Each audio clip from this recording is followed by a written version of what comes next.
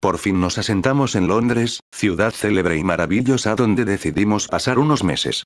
Clerval deseaba conocer a los hombres de genio y de talento que estaban en boga. Pero para mí, esta era una cuestión secundaria. Lo que me interesaba ante todo era obtener los conocimientos necesarios para cumplir mi promesa, de modo que me serví enseguida de las cartas de presentación que traía conmigo, dirigidas a los más distinguidos filósofos de la naturaleza. Si hubiese realizado este viaje en mis tiempos venturosos de estudiante, me habría producido un placer indescriptible.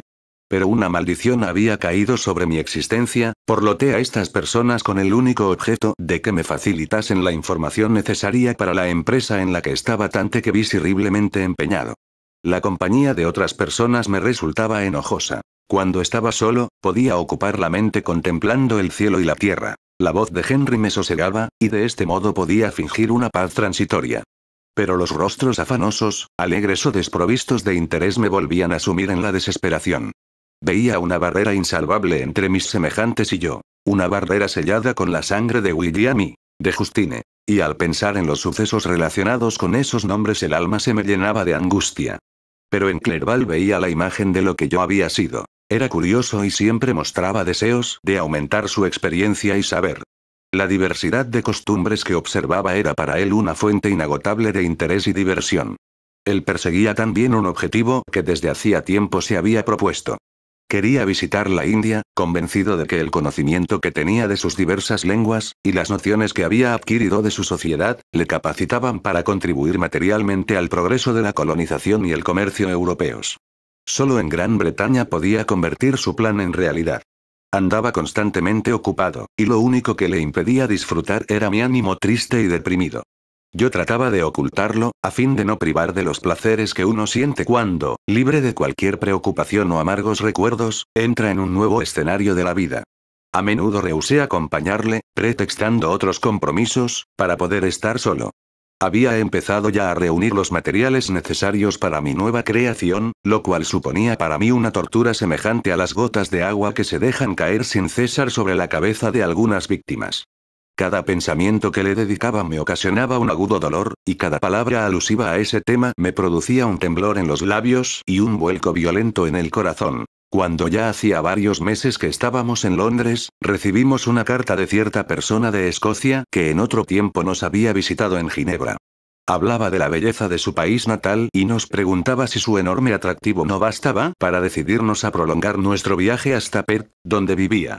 Clerval mostró vivos deseos de aceptar la invitación. En cuanto a mí, aunque detestaba la compañía de personas, quería ver otra vez montañas y ríos, y todas las obras maravillosas con que la naturaleza adorna sus parajes escogidos. Habíamos llegado a Inglaterra a principios de octubre, y estábamos en febrero. Así que decidimos nuestro viaje hacia el norte en cuanto pasase otro mes. En esta expedición no nos proponíamos seguir la carretera principal a Edimburgo, pues queríamos visitar Windsor, Oxford, Matlock y los lagos de Cumberland, para concluir el viaje hacia últimos de julio.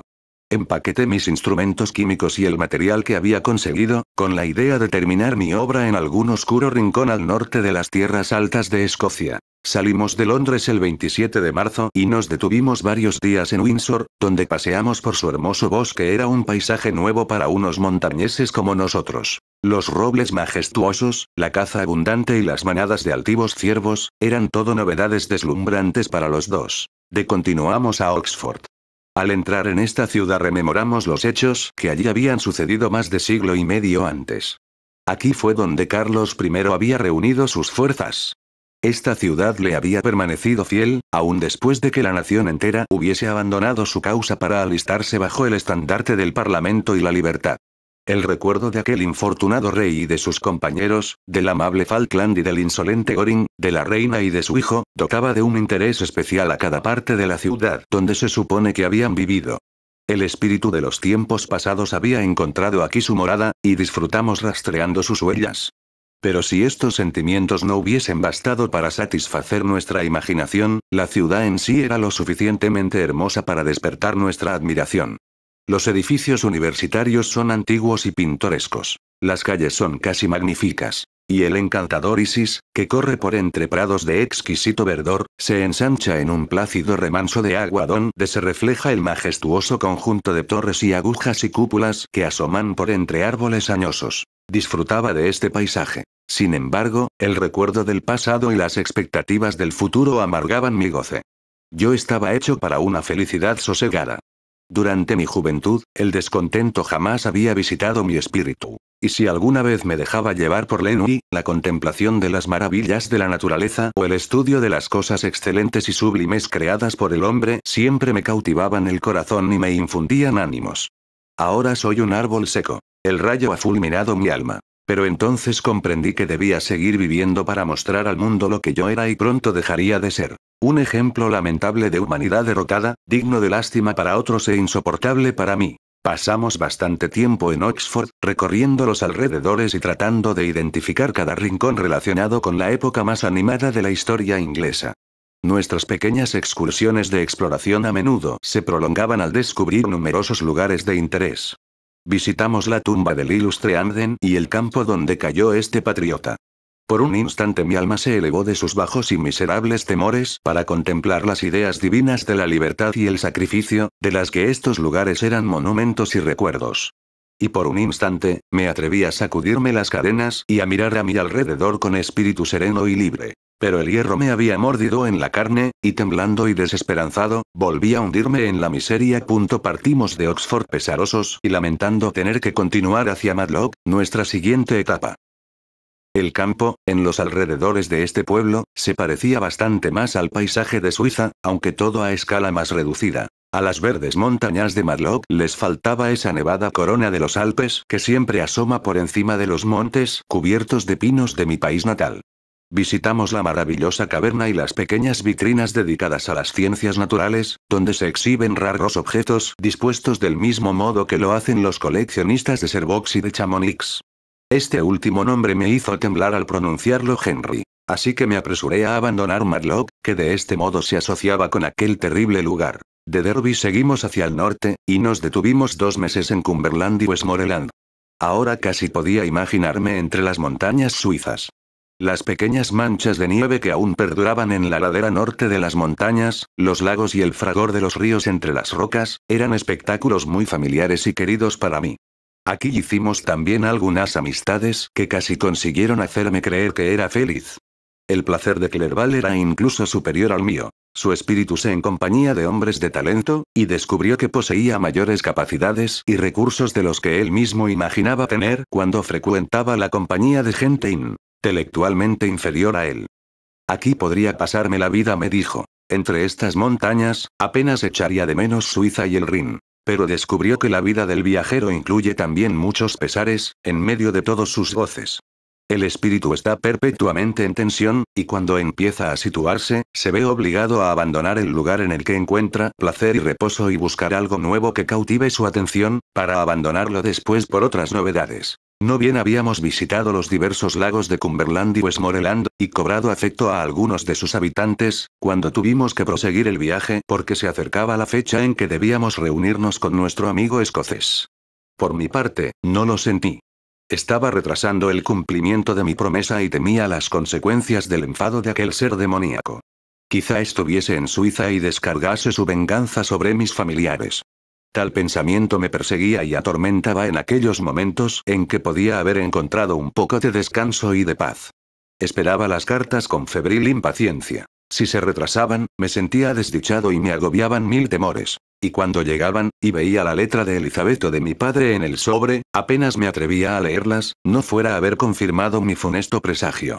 A veces pensaba que el demonio me seguía y que podía combatir mi renuencia matando a mi compañero.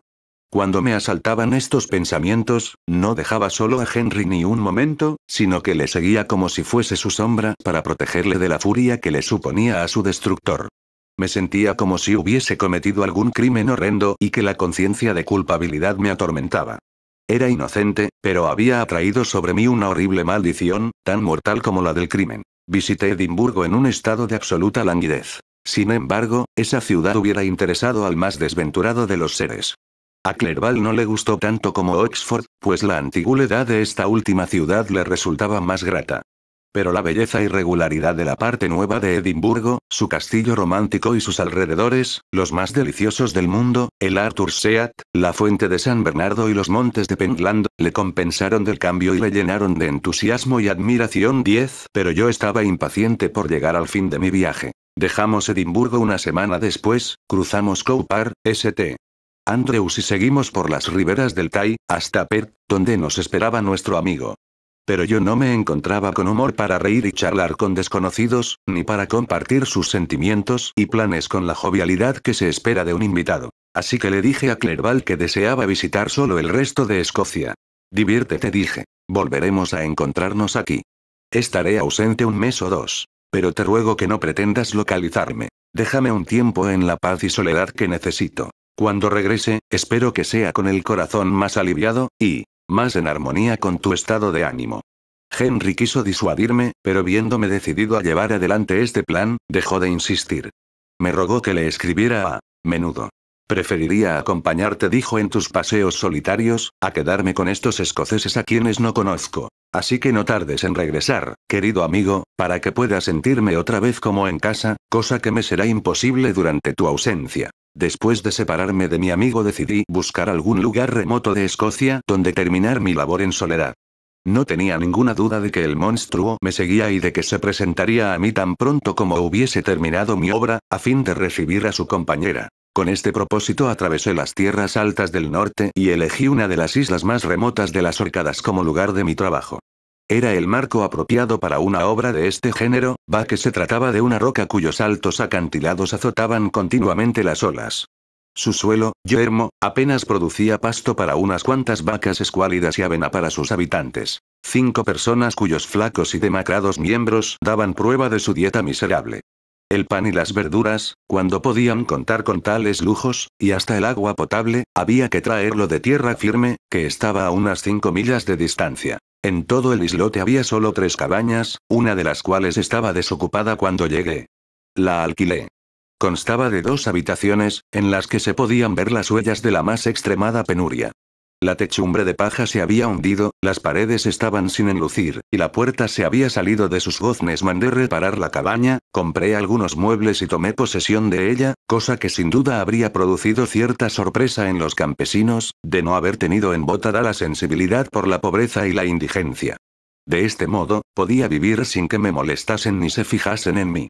El hecho de que no me agradeciesen siquiera los escasos alimentos y las ropas que les di da a entender hasta qué punto el sufrimiento insensibiliza los sentimientos más elementales de los hombres. En este retiro dediqué las mañanas al trabajo. Por la tarde, cuando el tiempo lo permitía, paseaba junto a la playa, pedregosa, escuchando las olas que rugían y se estrellaban a mis pies. Era un paisaje monótono, aunque siempre cambiante. Pensaba en Suiza, tan distinta de este paisaje desolado y horrible. Sus colinas están cubiertas de viñedos y sus casitas de campo salpican profusamente las llanuras.